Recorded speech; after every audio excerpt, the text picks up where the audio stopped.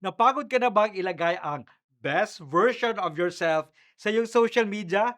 Pero iba ang sinasabi ng iyong behind the scenes. Para sa mabungang buhay, tayo na po at magkape at pandasal.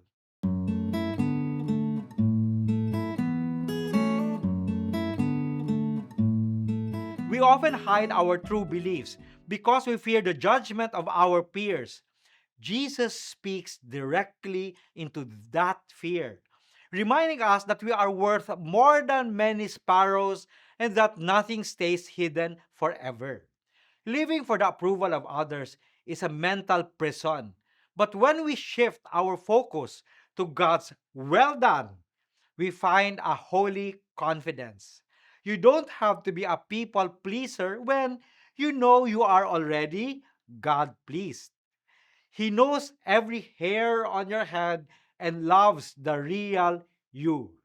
Kaya manalangin po tayo. O Panginoon, bigyan mo kami ng biyayang tumutok lamang sa mga bagay na sumasalamin sa iyong pagmamahal, sa halip na sa pagbabago-bagong opinyon ng mga tao.